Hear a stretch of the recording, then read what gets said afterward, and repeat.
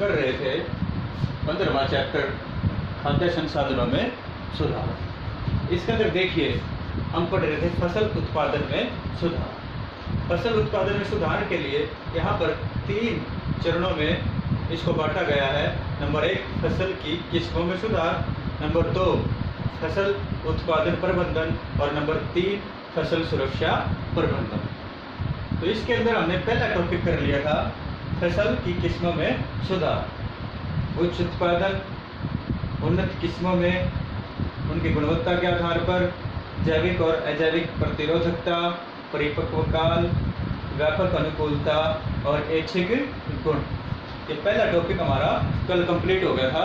उसके बाद आता है सेकंड फसल उत्पादन प्रबंधन। तो 3 थे, फसल की किस्मों में सुधार, फसल उत्पादन प्रबंधन और फसल सुरक्षा प्रबंधन। पहला हो गया। दूसरे पे आते हैं हम फसल उत्पादन प्रबंधन। तो फसल उत्पादन प्रबंधन में देखिए हमारे देश के अंदर बहुत से किसान हैं। देश की जनसंख्या का लगभग 60% जो आबादी है वह कृषि कार्यों में लगी हुई है, कृषि से संबंधित कार्य करती है। तो फसल उत्पादन में किस प्रकार का प्रबंधन होना चाहिए? देखिए इनको 3 कैटेगरी में बांटते हैं कि कम लागत से अधिक उत्पादन प्राप्त करना, लागत बराबर की हो रही है, उत्पादन बराबर का प्राप्त हो रहा है, और तीसरा अधिक लागत और अधिक उत्पादन। तो उसके लिए उसके लिए किसान विभिन्न प्रकार की जो पद्धतियां हैं या प्रणालियां हैं उनका उपयोग करता है। तो उसके बारे में हम पढ़ेंगे। तो सबसे पहले इसके अंदर आता है हमारा पोषक प्रबंधन। पोषक प्रबंधन कैसा होता है? जैसे हमें भोजन की आवश्यकता होती है और भोजन से हमें पोषक तत्व प्राप्त होते हैं, उसी प्रकार से जो पेड़ पौधे होते हैं, फसल होती है, उसको भी पोषक की आवश्यकता होती है। वो पोषक कहाँ से प्राप्त करते हैं? हमें तो पोषक हमारे भोजन से मिल जाते हैं, लेकिन जो पौधे होते हैं, फसल हैं, पेड़ हैं, उन्हें पोषक किससे मिलता है? उन्हें पोषक मिलता है हवा, पानी से और मिट्टी से। अधिकतर जो पोषक तत्व हैं वह पौधों को मिट्टी से प्राप्त होते हैं। तो कुल जो पोषक तत्व हैं वह 16 पोषक तत्व पौधों को चाहिए, फसल को चाहिए, कुल 16 है। इनमें से 3 जो पोषक तत्व हैं वह उन्हें प्राप्त हो जाते हैं हवा और पानी से। हवा और पानी से जो 3 पोषक तत्व प्राप्त होते हैं वह है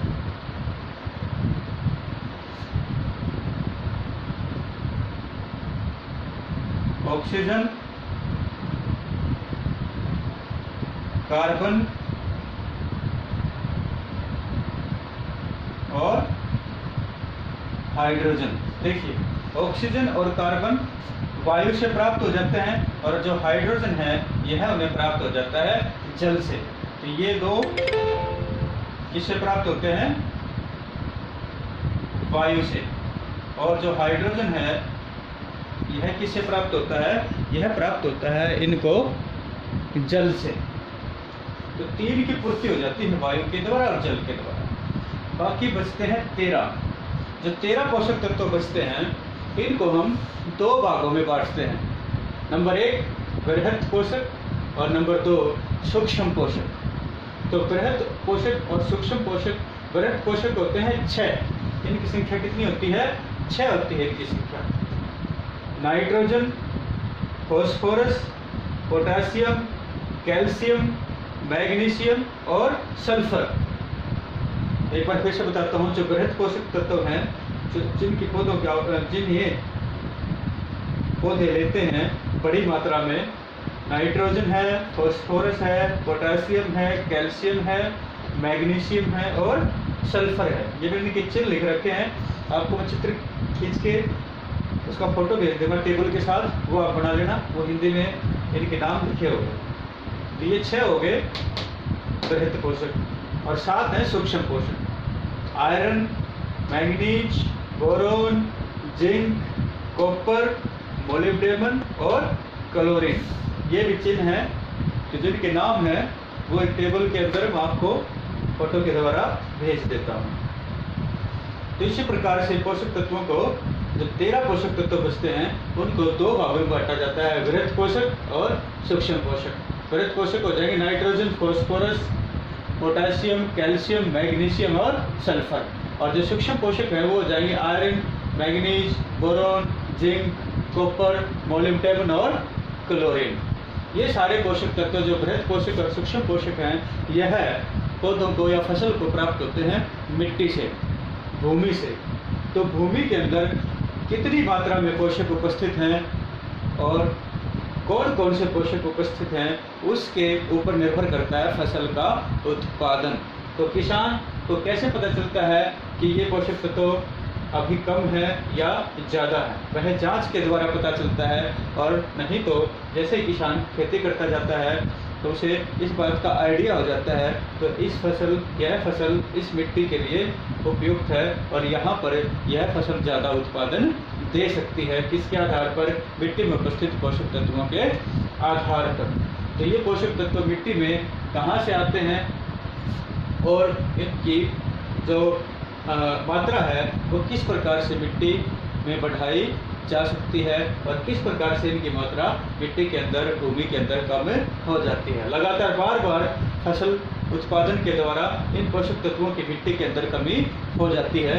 तो मिट्टी के अंदर इन पोषक तत्वों की भरपाई के लिए इसका इस्तेमाल किया जाता है, तब इस्तेमाल किया जाता है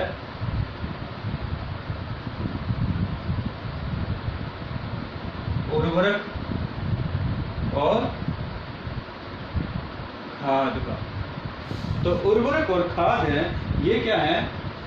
ये मिट्टी के अंदर पोषक तत्वों की कमी को पूरा करते हैं। तो ये पोषक जो मिट्टी के अंदर उपस्थित होते हैं, इनकी संख्या को बढ़ाते हैं ताकि फसल को पूरी तरह से सारे पोषक तत्व प्राप्त हो सके। तो उसके लिए उर्वरक और खाद का प्रयोग किसान के द्वारा किया जाता है। तो सबसे पहले आते हैं इसके अंदर हम खाद। देखिए, खाद किसान खुद अपने खेत के अंदर तैयार कर लेता है। किस प्रकार से तैयार करता है?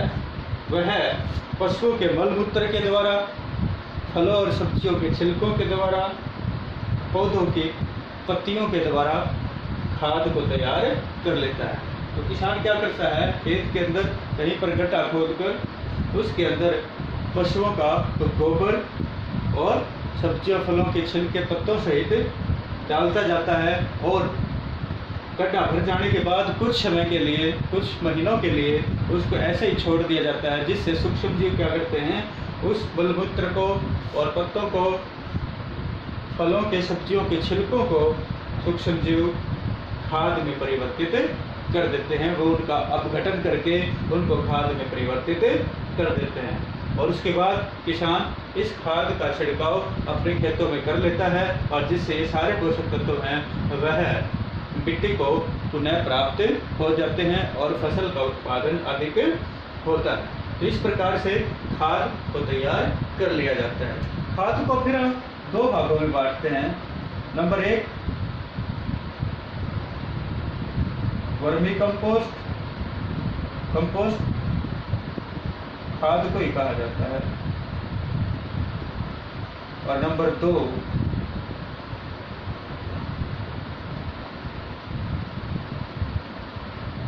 हरी कंपोस्ट। जो मैंने अभी आपको बताया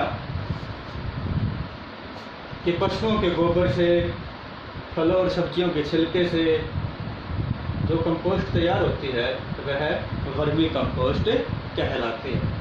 हरी कंपोस्ट या हरी खाद क्या होती है? इसे हरी कंपोस्ट या हरी खाद ही बोला जाता है। किसान क्या करता है? कुछ इस प्रकार की फसलें होती हैं, उनको उत्पादन के लिए जो